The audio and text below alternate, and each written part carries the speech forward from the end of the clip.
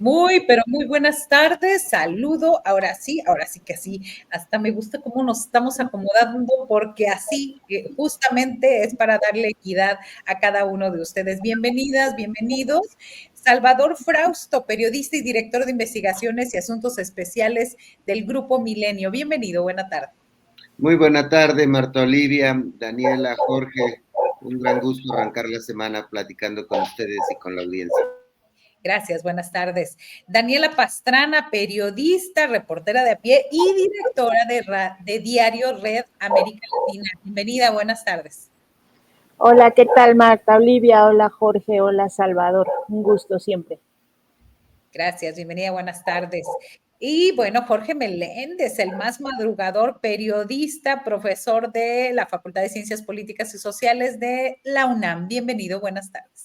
Marta Olivia, buenas tardes, Daniela y mi cuate Salvador, que ahora no lo veo bien de qué barba trae, pero creo que una barba normal, porque No, luego se pone diferentes. y Y a nos, la audiencia sobre todo. y nos Gracias. debes, y nos debes esa barba colorida, Jorge, así que Yo lo haré ahora que llegue a la Ciudad de México, porque ando por acá en Puebla, donde hubo como 8 marchas acá en Puebla, y hay un conflicto muy grande, muy serio en la Benemérita Universidad Autónoma de Puebla, bien. desde hace como 10 días que inició una protesta y huelga de la Facultad de Medicina y se ha extendido a la universidad. Bien, bien, tenemos muchísimos temas, ahora sí que vamos a irnos rapidito para que podamos abordarlos todos de una vez y empezamos con el tema de ayer. Ya ha dicho la presidenta que en este momento cuando ella pasaba, pues que sus compañeros estaban distraídos. Estamos refiriéndonos pues a un buen grupo de personajes que estaban ahí. Voy a hacer rápido el recuento. Alejandro Esquer, senador y mano derecha de AMLO, Victoria Rodríguez Ceja, gobernadora de Banjico, Carlos Puente, líder del Verde en la Cámara de Diputados, Manuel Velasco, líder del Verde en el Senado mexicano, Adán Augusto López, líder de los senadores de Morena, Ricardo Monreal, líder de los diputados federales de Morena, Luisa María Alcalde, presidenta nacional de Morena, y Andrés Manuel López Beltrán, secretario de organización de Morena. Así que estos eran los que estaban un poquito distraídos y bueno, vemos justamente esa escena donde hay quienes nos dijeron que incluso el esposo de la presidenta hizo como un gesto de ¿qué les pasa, verdad? Pero bueno, Salvador Frausto, aquí, cuando dice la presidenta hoy en la conferencia matutina, estaban distraídos, todo está bien. No suena como cuando tu mamá te dice, tranquilos, ya lo anoté. ¿O a qué te Bueno, en este divertida interpretación de los símbolos y las formas de la política, que bueno, pues es un ejercicio que siempre acompaña a la política, en la cual las formas cuentan, los símbolos cuentan.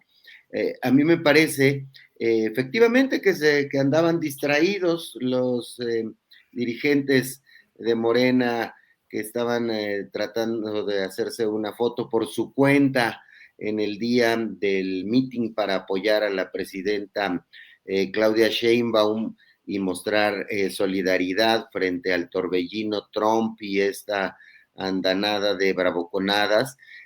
A mí me parece que va a ser como una reedición de aquella frase de Fidel Velázquez, nada más que ahora va a ser los distraídos, el que se distrae no sale en la foto, porque aunque salieron en su foto de Morena, no salieron en la foto con la presidenta y tuvieron que pedir disculpas muy claras en las horas siguientes, la mayoría de estos personajes distraídos, y efectivamente a mí me da la impresión, tal como lo dices, Marta Olivia, que la presidenta tuvo ese gesto tipo alguien que se queda sentido, ¿no? Que dice, ay, pues andaba distraído, ¿no?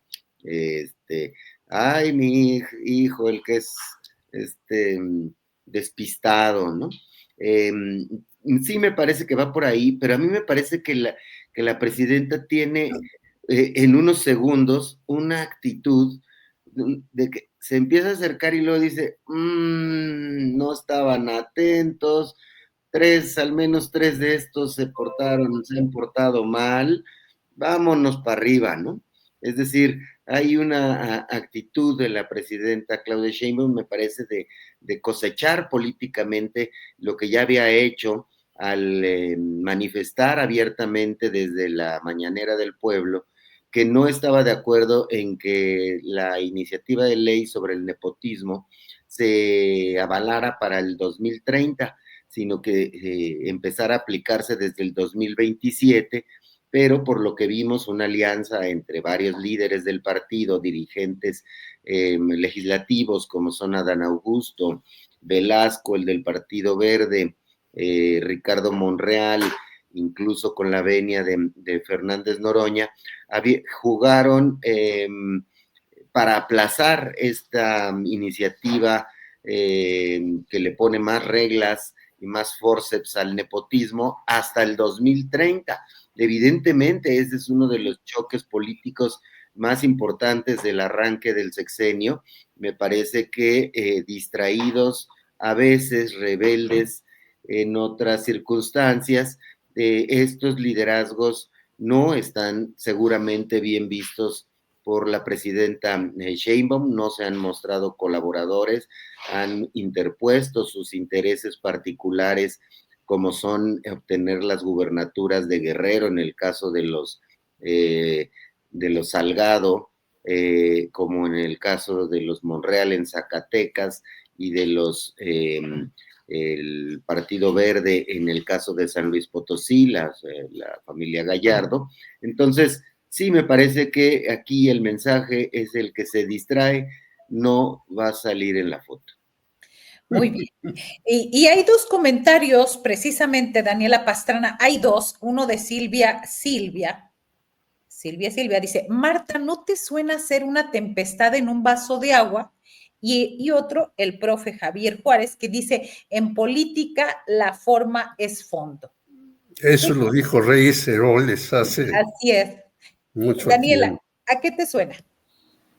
Sí, mira, las dos cosas, y creo que todas se complementan. Efectivamente, me parece que más allá de lo gracioso que puede resultarnos para alguno, o patético en algunos casos, a ver ahí a Dan Augusto, a Miguel, a Monreal y a Velasco, salir intentando alcanzarla, o sea, parece como de película, como chafa, de chiste, de estas, ¿no? Que ahí van como tratando de alcanzarla. El que logra reaccionar a tiempo es Esquer, porque era el último en la fila, y él sí logra saludarla, pero esto de que van corriendo, de verdad, es una escena demasiado de digamos, parece hasta de humor, ¿no? De estas películas de humor.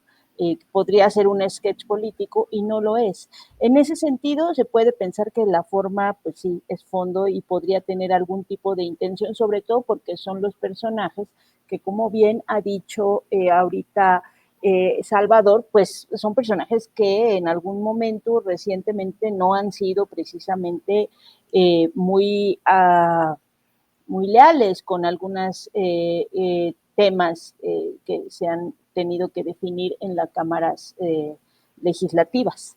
Pero yo sí creo que tiene razón Claudia Sheinbaum cuando dice, miren, la verdad es que estaban distraídos, no pasa nada, es menor. Ellos deberían haber estado atentos. Si tú estás en ese evento, pues ya sabes que hay siempre ciertas señales de que ya va a empezar o ya va a terminar algo, pues no pone atención, ¿no? Pero lo cierto, yo estaba ahí también en la plaza, y lo cierto es que pues son eventos en los que es muy fácil que te distraigas porque pues hay mucha gente tomándose selfies, que es ahora el tema, ¿no? Las fotos, todo el mundo quiere hacer su foto de que ahí estaba y con quién estaba, esas también son señales políticas. y entonces es muy fácil que se distraigan. Eso también es real.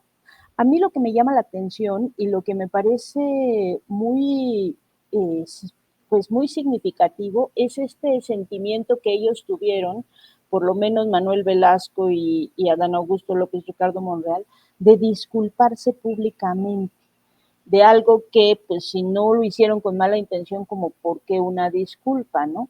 Los tres pusieron mensajes en Twitter, uno que decía, Manuel Velasco dice, estoy reunido con el senador Adán Augusto López y con el diputado Ricardo Monreal, le ofrecemos una disculpa a nuestra presidenta Claudia Sheinbaum, ya que en la emoción del evento de unidad en el Zócalo no escuchamos cuando llegó y pasó junto a nosotros. Es lo mismo, más o menos en el mismo sentido los otros dos. Y uno se pregunta, ¿por qué se sintieron convocados a expresar públicamente una disculpa si no hicieron algo con mala intención? Quiero pensar que son también resabios de esa cultura priista que no se ha alejado totalmente de nosotros, que llaman a esta cosa como de un presidencialismo excesivo, ¿no? Y quiero pensar quizá que puede ser por eso, pero no entiendo esa necesidad de estar expresando su disculpa y no en cosas que realmente pueden ser fundamentales, como las decisiones que han tomado de aplazar la ley contra el nepotismo. Ahí sí tendrían que disculparse, no solo con la presidenta, sino con la gente que ha votado y puesto o depositado en estos legisladores la responsabilidad de conducir al país en el camino en el que se había pensado. Ahí sí tendrían que haber expresado una disculpa en Twitter, ¿no? Pero como por pasar y no verla, de pronto uno dice, bueno, parece que también traen extraviadas las prioridades los diputados y los legisladores también. Entonces, bueno, pues eso creo que va a pasar, o sea, creo que pues nos ha servido también para empezar la semana con un poco de humor después de tantos días de tensiones, porque pues han sido realmente momentos tensos, económicamente sí ha sido un tema delicado el asunto de los aranceles, la injerencia de Trump, incluso sus acusaciones constantes, pues no nos han dejado descansar en estos últimos meses y tenerlo, ¿no? Tener este momento que pues yo creo que esos videos han circulado por todos lados, los hemos repetido, ubicas, saber quién es, a quién saludo, pues que parece un sketch, ¿no? Entonces, bueno, nos han permitido empezar sonriendo este lunes. Así es, y bueno, precisamente antes de ir con Jorge para cerrar ya este tema que muchos están molestos, hay quienes dicen, a ver, primero agradecerle a Laura Patricia Iracema Romero por su super sticker, muchas gracias. Y también María de Jesús Mata dice, fue patético por no estar atentos, es no respeto a la investidura presidencial. ¿Por qué? Porque iban a un evento de una oradora donde pues no se dieron cuenta, ¿verdad? Y como tú dices, Daniela, esta disculpa, sin embargo, el tono de Luisa María Alcalde no fue de disculpa, fue y culpando a la oposición de que se estaba haciendo un tema donde no lo había, pero pues hay que aclarar que y en el caso de los periodistas, nosotros solamente reportamos, no hacemos esa información, no somos los creadores del momento. Y para esto les traigo desde San Lázaro, ya salió Ricardo Monreal a hacer una declaración. Vamos a verla antes de que venga. Jorge, dura apenas 50 segundos. Adelante. En segundo lugar, diputado, pues insistir en este tema, en esta distracción que tuvieron el día de ayer en el Zócalo capitalino al dar de espalda a la presidenta. Y se lo comento porque, bueno, no es usual que ocurran este tipo de cosas. Sé que ya usted escribió un tuit, ofreció disculpas, explicó que fue una distracción al calor de la emoción.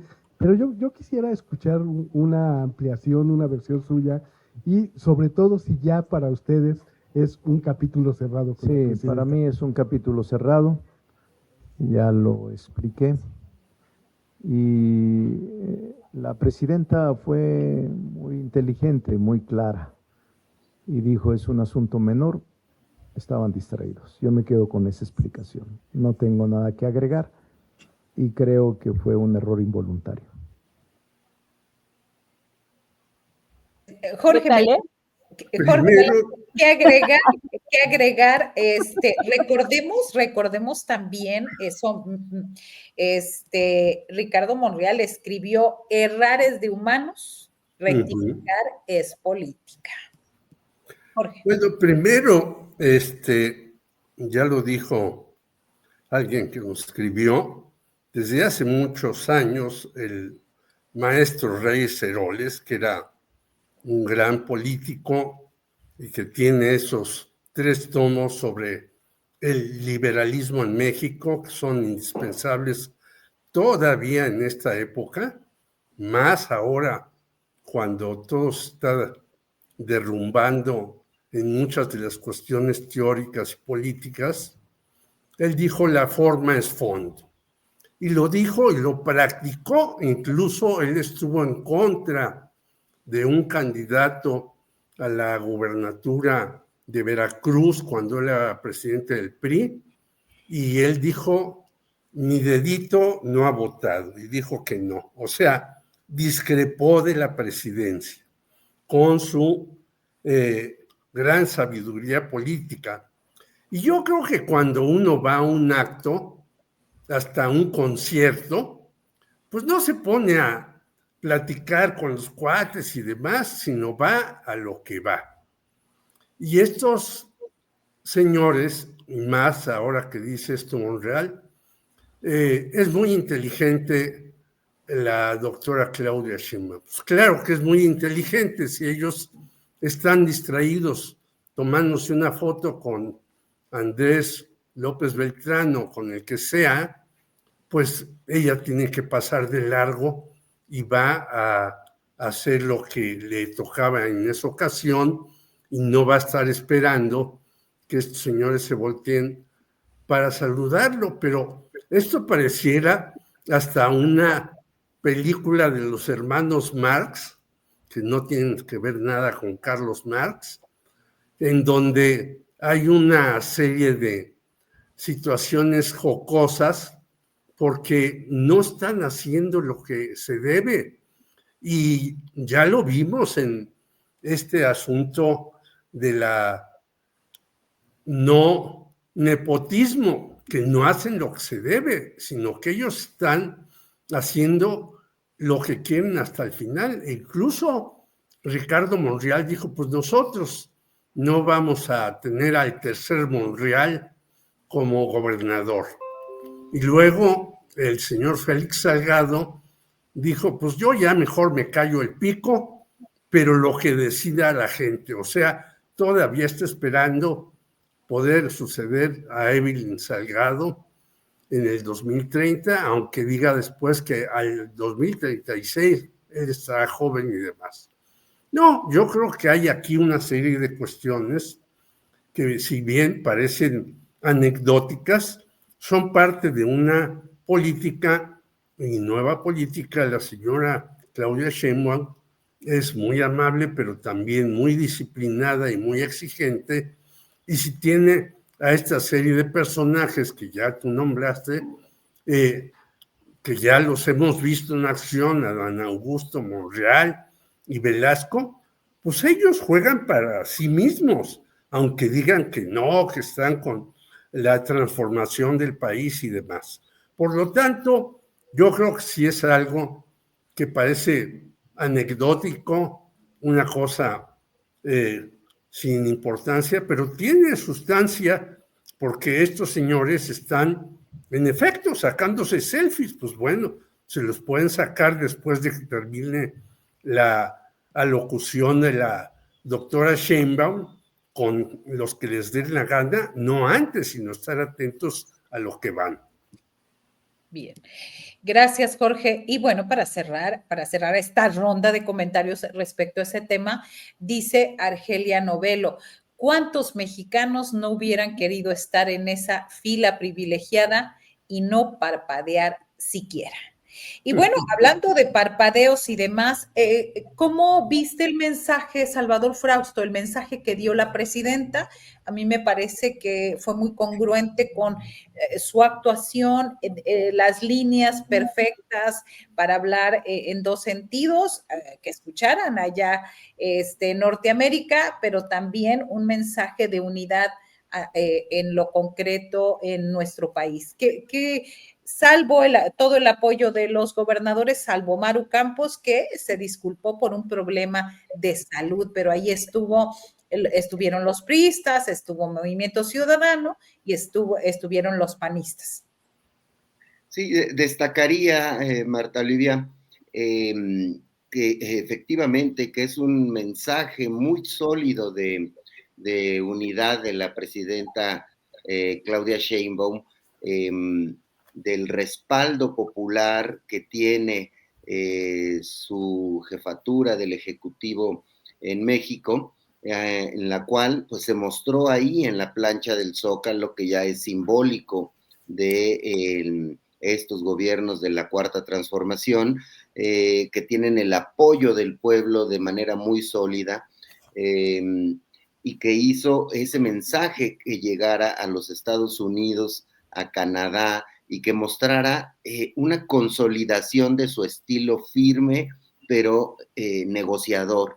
Es decir, fue respetuosa durante todas estas bravuconadas de Donald Trump, fue cerebral, fue de cabeza fría, y fue dando una serie de pasos para decir, a México se le respeta, pero también México, las decisiones de la presidenta están respaldadas por la ciudadanía, están respaldadas, y en este caso, por todos los gobernadores, sean del PRI, del PAN o de Morena, y el del Verde. Entonces, y de Movimiento Ciudadano, ese mensaje es muy fuerte, muy sólido, me parece que logra capitalizar su estilo personal de gobernar en este evento de la plancha del Zócalo, porque además llega a este momento con una popularidad altísima, con un respaldo incluso, es decir, si votó por ella el 60%, ahorita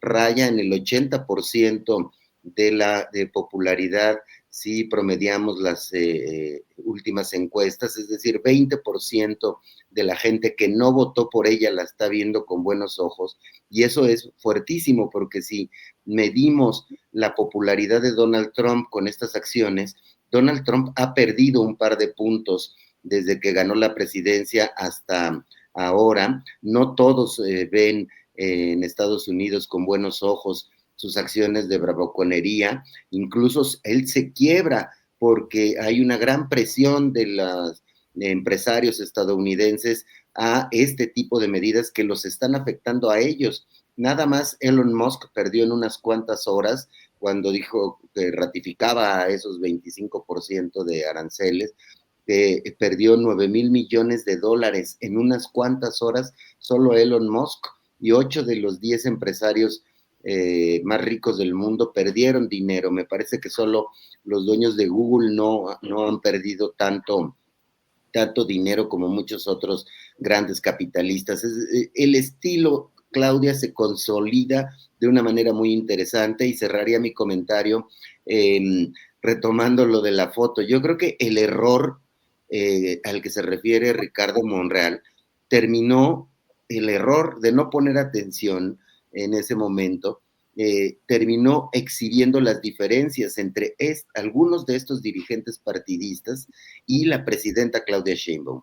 Los exhibió a ellos, se debilitan políticamente los tres que jugaron contra la reforma a la ley del nepotismo.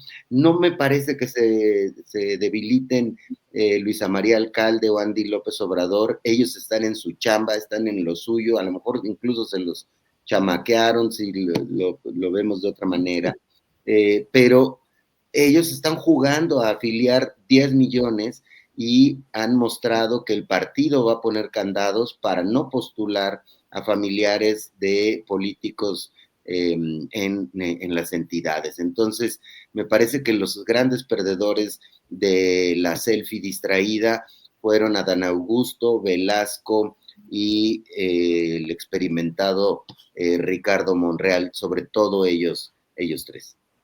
Bien, gracias, gracias. Y justo esta es la foto, cuando preguntaban, pues, ¿cuál era la foto que más que hay que señalar, más que selfie, porque la selfie es una autofoto, esta es una fotografía pensada, planeada, programada en el grupo que estaba ahí. Pero bueno, dejando de lado eso, Daniela Pastrana, el mensaje, ¿qué puntos crees que fueron los más destacados de la presidenta?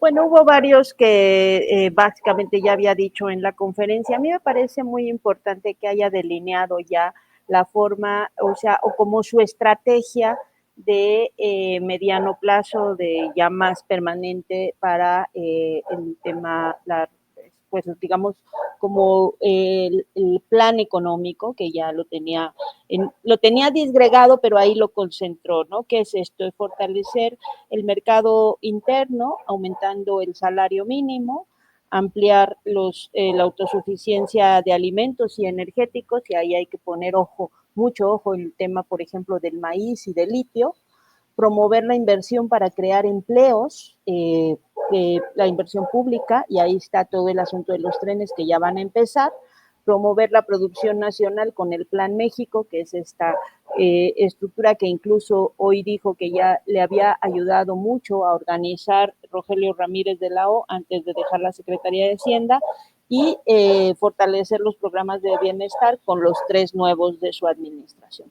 Esto sigue mucho la línea de trabajo que tuvo Andrés Manuel López Obrador en la administración pasada, que es como una continuidad con algún par de pisos más, que puede ser el Plan México y estos 3 nuevos programas de bienestar, pero que es como la fórmula para decir aranceles, no aranceles, integración o no integración, porque también hizo una propuesta ahí que ya también había hecho López Obrador en 2021, de buscar una integración más continental, sí hacia el norte, pero también viendo hacia el sur, que para mí tiene sus asegúnes. Creo que no es nada fácil por muchos motivos, entre otras cosas porque las economías del sur están demasiado disparejas, por no hablar de las políticas, que también están muy disparejas. Pero bueno, independientemente de que esas cosas avancen o no, independientemente del futuro del tratado comercial que pues se busca sostener, y no por otra cosa. Yo soy una convencida de que el tratado comercial no fue tan bueno para México, quizás sí en lo macroeconómico, pero por otra parte permitió la desmantelación del campo, la desindustrialización y una serie de cosas tremendas, pero pues ya estamos en esas, o sea, ya estamos con las consecuencias, ¿no? Uno no lo quita así de bote pronto, ¿verdad? Entonces, entiendo que la idea es como mantener esta idea de integración con el norte, pero más allá de que pudiera haber esa integración o no, más allá de lo que se pueda negociar o de lo que se le pueda tomar la decisión Donald Trump el próximo mes o en 10 días o lo que sea, está este otro plan con esas cuatro o 5 patitas con las que busca mantener y solidificar la economía en México. Creo que ese es el mensaje más importante. Las demás cosas un poco las había dicho, los temas de seguridad, las cosas que ya se han hecho, pues digamos que son cosas que más o menos teníamos claras. Y creo que eso nos ayuda a tener cierta certidumbre. También de que pues hay algún rumbo, lo voy a ligar ahora con el otro tema que teníamos, que es el relevo en Hacienda, que me parece también muy relevante, porque el relevo está, como ya nos ha dicho Claudia Villegas, pues en la misma ruta de lo que se ha trabajado en los últimos años. Entonces, eso nos permite tener cierta certidumbre de que hay claridad del proyecto económico que tiene el gobierno de México, independientemente de los vaivenes externos, de los que no podemos zafarnos, por supuesto, pero que fuera de eso, de todas maneras, hay cierta claridad de cómo lo vamos a estar manejando. Y creo que eso es lo más relevante para mí. Gracias, gracias Daniela Pastrana. Jorge Meléndez, ¿qué agregar del discurso y hacia dónde vamos con esta? Ya se supone que no va a haber aranceles porque estamos en un tratado de libre comercio y donde ya los que se tenían que haber aplicado ya se entran dentro del TEMEC, de hecho, TEMEC. Bueno, yo no estaría tan seguro como tú en que no va a haber aranceles, porque tenemos a un individuo que en los últimos días ha dicho a sus empresarios que ellos pueden hacer toda una serie de locuras en el exterior y que no van a ser sancionados en Estados Unidos. Incluso retiró los cargos que tenía el señor Eric Adams, gobernador de Nueva York, por haber utilizado dinero a manos llenas para llegar a esa gubernatura. Entonces, yo no estoy tan seguro de que no va a hacer en abril o antes, si a él se le ocurre este tipo de cuestiones.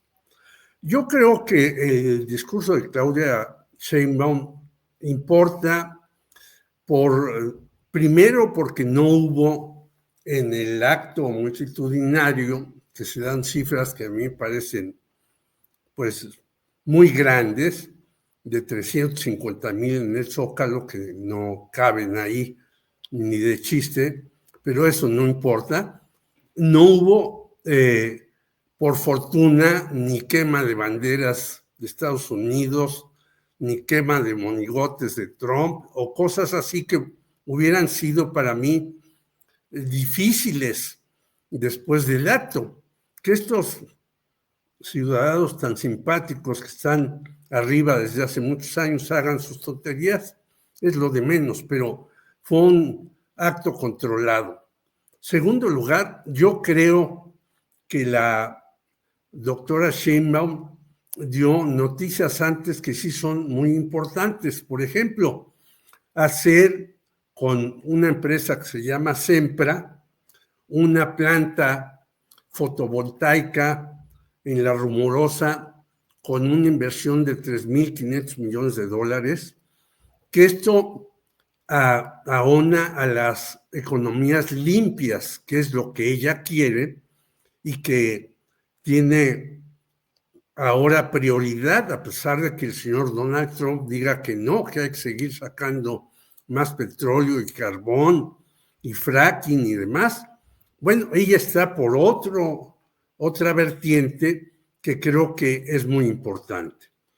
Ya decía Daniela Pastrana, y yo creo, y según algunas conversaciones que yo he tenido con algunos personajes ligados a la agricultura, va a haber, si hay dinero, porque tenemos problemas ahora, desde hoy, ya con el presupuesto, que creo que el señor Edgar Amador tendrá que hacer ahí una serie de reacomodos al presupuesto que presentó Rogelio Ramírez de la O, porque las condiciones han cambiado. Va a haber una inversión mayor para que no sigamos dependiendo no solo en la alimentación, donde en el maíz importamos del 70 al 80%, sino la energía. Porque hay que darse cuenta, por ejemplo, el gobernador de Ontario ya dijo que va a poner 25% a la energía que manda de Ontario a Estados Unidos y básicamente a Nueva York.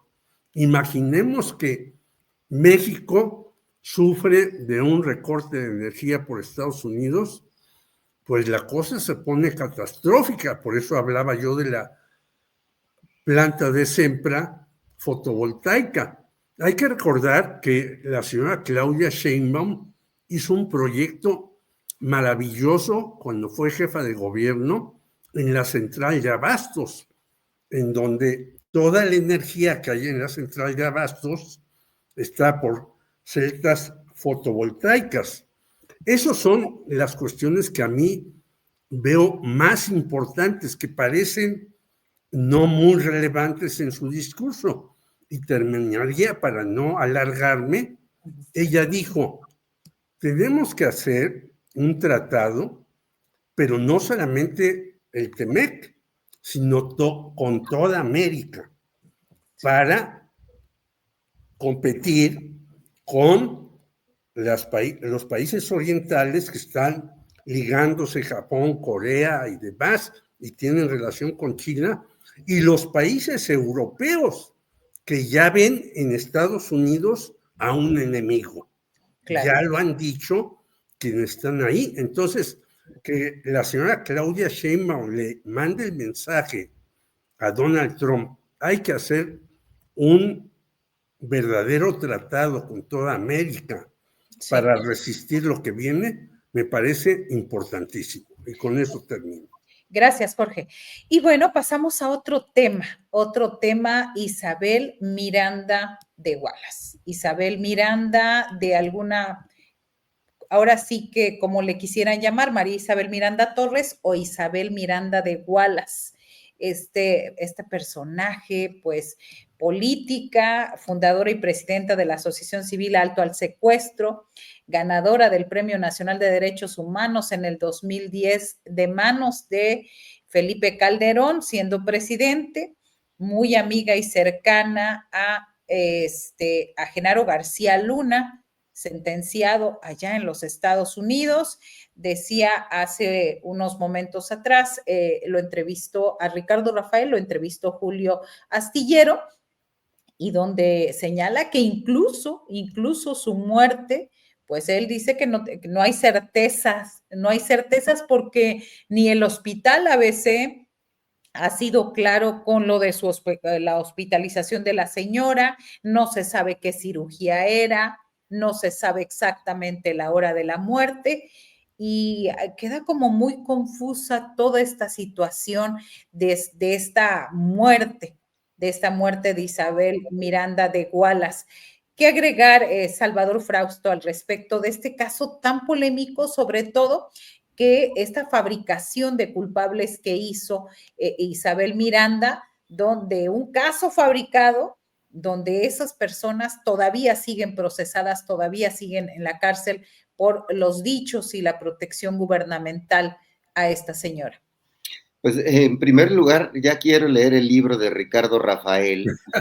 Me parece que él es uno de los periodistas que mejor ha seguido el caso de Isabel Miranda de Wallace, no el único que ha documentado, pero lo ha documentado de manera constante y de manera muy, muy importante sobre cómo se convirtió en un personaje, en una impostora de la defensa de los derechos humanos, ligada en amistad y en posibilidad de recibir beneficios del gobierno de Felipe Calderón, muy cercana a Genaro García Luna, candidata del PAN en su momento a la jefatura de gobierno del entonces Distrito Federal, un personaje pues muy turbio con todo este asunto del supuesto secuestro y asesinato de su hijo, que han surgido muchos testimonios y pruebas de que pues no fue un secuestro y al menos el asesinato no habría ocurrido de la manera en la que Isabel Miranda de Wallace lo planteaba, y llevó a la cárcel a una serie de personas inocentes que siguen en la cárcel, y terminó encabezando un movimiento aparentemente de derechos humanos. Recordemos cómo Calderón quiso, a través de las organizaciones no gubernamentales, tener un supuesto apoyo popular que no contaba de verdaderas organizaciones sociales, sino eran organizaciones fachada, dirigidas por gente beneficiada con donaciones y con contratos en el gobierno de Calderón y en varios gobiernos estatales. Ese es el caso de Isabel Miranda de Wallace, una impostora de la lucha por los derechos humanos, y que se benefició económicamente de esa supuesta lucha a través de organizaciones civiles. Me parece que el libro que está por salir de Ricardo Rafael ya nos dará más luces sobre este caso, y que pues es muy importante seguir a estos personajes que se beneficiaron de pactos con las cúpulas políticas y que pues dañaron muchísimo al país, y que hicieron que se perdiera credibilidad en las verdaderas luchas sociales, porque al descubrir este tipo de personajes, la gente pues deja de creer en que sus líderes, quienes convocan a marchas por la seguridad del país o contra los criminales o contra los desaparecidos, pueden estar tan contaminados como esta señora. Hoy escribe en Milenio Ricardo Rafael un artículo muy interesante sobre el tema, en el que da algunos visos de por dónde vendrá su nuevo libro, y dice que, bueno, sobreviven sus crímenes, es decir, la maldad de esta persona, cómo llegó allá. Ahora, sobre las sospechas de su muerte, pues ya iremos viendo datos, pero sí es muy sospechoso que haya sido en un lugar muy chiquito, alimenta la especulación. Ya veremos más adelante cómo van surgiendo datos sobre este asunto. Así es, y hay muchos comentarios al respecto, gracias a todos los que nos escriben. Dice la señora Wallace, dice Fernando Sastrías, podría estar fuera de México hace rato, y lo del ABC, pues fue un montaje y obviamente pagó muy bien por ello, es parte de lo que se dice todo. Lo real, Daniela Pastrana, es que el nombre de Isabel Miranda de Wallace, lo real también es, bueno, lo que están diciendo que ha trascendido esa muerte, también es el apoyo de muchos personajes ligados a la oposición, con condolencias bastante sentidas. ¿Cómo lo lees eso? Mira, bueno, hay que recordar que incluso ella fue candidata al gobierno de la Ciudad de México por el PAN. Así O sea, es. tampoco es una cosa que nos tenga que llamar a la sorpresa, ¿no? Y también recibió un reconocimiento de derechos humanos del Premio de Derechos Humanos de Felipe Calderón. Entonces, no creo que nos pueda llamar a la sorpresa estos mensajes de condolencias. Lo que sí creo, y bueno, dando por hecho la posibilidad de que haya muerte, que también efectivamente no hay ninguna constatación, si en el hospital no la tienen registrada, si no tenemos idea de la operación, si no hay un certificado, es muy difícil que uno pueda dar por hecho que ha muerto, pero en cualquier caso, si lo damos por hecho, yo te diría que nunca es bueno alegrarse de la muerte de una persona, pero a mí me enfada mucho, si es que eso ha ocurrido, que haya muerto en la impunidad. Creo que es una mujer que ha hecho demasiado daño a nuestra sociedad. Sus vínculos con Genaro García Luna eran evidentes desde el gobierno de Felipe Calderón. Las acciones y los tentáculos que pueda tener, creo que eso es lo que nos deja, ¿no? Nos deja esa impunidad y esa red y esos tentáculos extendidos hasta la oficina de Norma Piña con su cuñado, ¿no? Entonces, ahí tenemos como que poner el ojo. Creo que lo más importante y lo más relevante de esto es que no puede ser borrón y cuenta nueva, porque deja una estela de acciones maléficas, por decirles de algún modo, una red de corrupción y de uso del tema de las víctimas de secuestro, sobre todo de las víctimas de secuestro, para fines no solo económicos, que eso ya es bastante grave, ¿no? Que se utilice eso para beneficiarse económicamente, sino también de una red de poder y de poder político en muchas instancias, en la Secretaría de Seguridad, en la Suprema Corte de Justicia, en las fiscalías, metidos ahí, metidos como una gangrena dentro de nuestros sistemas de justicia, ¿no? Entonces creo que ahí lo que nos toca es seguir la ruta de todos sus aliados y y todas las personas que nos dejó ahí incrustadas con esta amplia red tan corrupta y llena de de perversión, creo yo, de lo que es el sistema de justicia.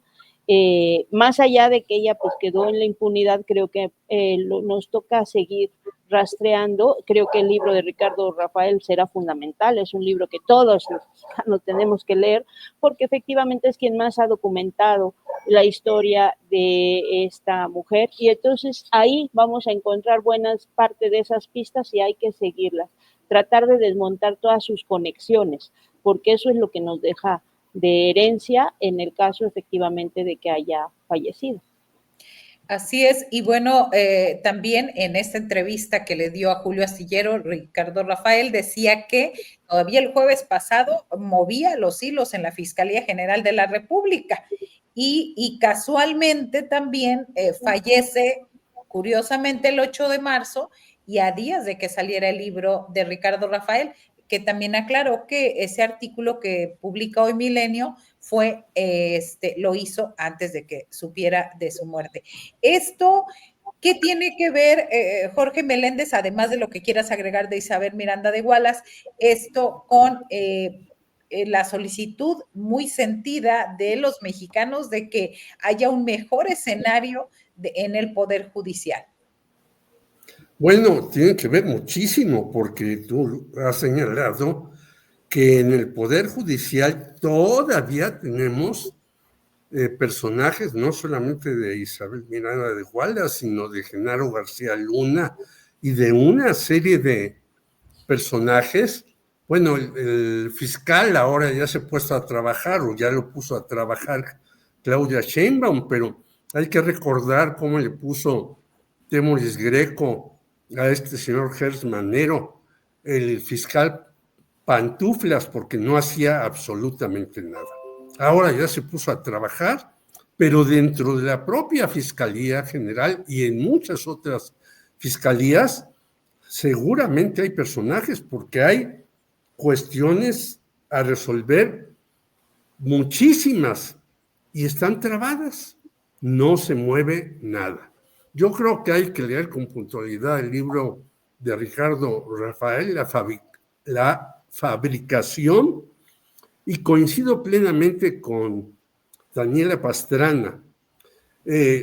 Antes había un grupo que se ha mudado, que se llamaba el Grupo María Cristina, nos reuníamos los viernes, y en uno de esos viernes llegó la señora Miranda de Wallace, siendo candidata al gobierno del Distrito Federal entonces. Y era muy curioso porque ella llegó con dos personajes que defendían narcotraficantes, que eran sus asesores. Y entonces nosotros hacíamos alguna pregunta, porque había periodistas y algunos otros personajes, y cuando ella no sabía, que era frecuentemente, volteaba a uno de sus asesores para que él contestara. Esa era la candidata del Partido Acción Nacional al Distrito Federal. Entonces ya nos daremos cuenta, y hoy hay una buena cantidad de personajes, comentócratas, opinadores o como les quieran llamar, que dan conocido, lamentamos mucho la muerte de la señora Isabel Miranda de Wallace, porque fue una defensora de los derechos humanos. No defendió ningunos derechos humanos, defendió negocios, defendió abogados, defendió su verdad con mucho dinero. Recordémonos los espectaculares que había en contra de los supuestos asesinos de su hijo Hugo Wallace, etcétera, etcétera. Por lo tanto, yo creo que hay que investigar si de verdad murió o si está en otro lado, porque luego los muertos aparecen en los lugares más lujosos de Europa, y hay que seguir investigando y seguir limpiando las procuradurías, donde desde antes de Felipe Calderón con Vicente Fox empezaron a entrar sujetos inenarrables que no han resuelto casos, sino han complicado la justicia en el país. Gracias Jorge. Y estamos llegando a la recta final, al postrecito o el tema que ustedes quieran abordar en este cierre. 2 minutitos para cada uno. Salvador Frausto, adelante. Gracias, Marta Olivia. Bueno, me parece que el relevo en la Secretaría de Hacienda también ha generado ciertos comentarios, muchos de ellos me parece que mal informados, en el sentido de que desde que invitaron a Rogelio Ramírez de la O, desde que lo invitó Claudia Sheinbaum, se avisó que se iba a quedar un tiempo en la transición del gobierno de López Obrador hacia el de Claudia Sheinbaum. Desde el primer momento se señaló el asunto, se mantuvo prácticamente el mismo equipo que tenía Rogelio Ramírez de la O en Hacienda, y el nombramiento que directamente hace Claudia para reforzar esa secretaría fue precisamente el de Edgar Amador, un economista también muy respetado, que es en parte discípulo de Rogelio Ramírez de la O, pero que ya lo conocía de tiempo atrás. Claudia Sheinbaum había trabajado en el gobierno de la Ciudad de México, es cercano a la que fue secretaria de Finanzas con Claudia Sheinbaum, Luz María González, a lo mejor me estoy equivocando en el nombre, pero ahí hay ya una cercanía de Edgar Amador con una serie de economistas cercanos a Claudia Sheinbaum, a partir de la Ciudad de México y a partir de pues el trabajo político de los últimos años. También ha sido asesor Edgar Amador en la bolsa, perdón, en el Banco de México. Entonces tiene ahí una larga experiencia. Ya era claro desde que llegó como subsecretario de Hacienda que él iba a relevar. La pregunta en los círculos entre los economistas, la gente que está alrededor de Hacienda o del Banco de México, en realidad la pregunta es ¿cuándo será ese cambio? Se entendía que la emergencia de Trump había prolongado esta situación, y me parece que el momento en el que se hace es adecuado, es decir, una vez que se vuelven a congelar los aranceles, se anuncia su salida y queda el subsecretario que negoció el presupuesto, que tiene las riendas de la secretaría, que es cercano a la presidenta, que es cercano a la secretaria de Energía. Bien, gracias Salvador. Daniela Pastrana, tu postrecito. Bueno, yo voy a aprovechar mis 2 minutos para recordarles una cosa que ya los invité la semana pasada, pero ahora tenemos ya un cartelito, que mañana tenemos en El Vicio, en el Teatro Bar El Vicio, una tertuliana, que es estas conversaciones que hacemos donde nos juntamos a hablar de un tema, el que en este caso es el del maíz. Como les decía, creo que es uno de los temas centrales, no nada más por nuestra cultura, no nada más porque nos gusta, sino porque es un tema central en el tema de la recuperación de México. Entonces vamos a estar ahí con compañeros con Rosario Cobo, que es del Instituto Maya, Mauricio González, Gabriel Hernández del Centro de Investigación Capacitación Rural, y con Gerald Smith y Clara Meira de la Fundación Rosa Luxemburgo, tratando de, pues yo lo que digo, todo lo que usted quiere saber, maíz transgénico, maíz de exportación, maíz de importación, maíz, todas las cosas que podamos estar platicando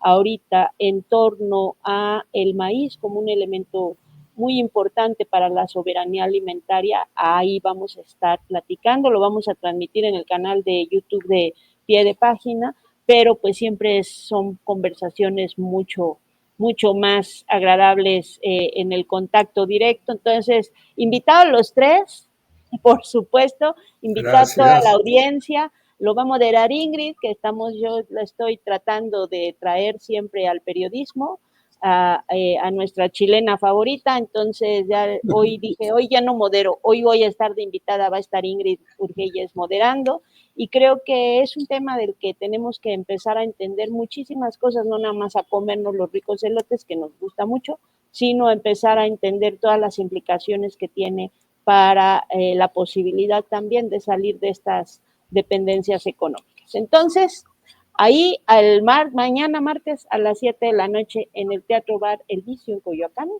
nos tomamos unas chelitas, platicamos y empezamos a tejer ahí otras rutas posibles. Muy bien, gracias, Daniela. Postrecito, Jorge Meléndez. Bueno, murió desgraciadamente el mismo día que esta señora siniestra, la maestra Beatriz Barros Orcasitas, pariente de Javier Barros Sierra, que fue directora de Radio UNAM. Miren, sentido pésame a ella y a su familia, yo la conocí, la traté, una gran mujer, ella sí. Y 3 recomendaciones de libros.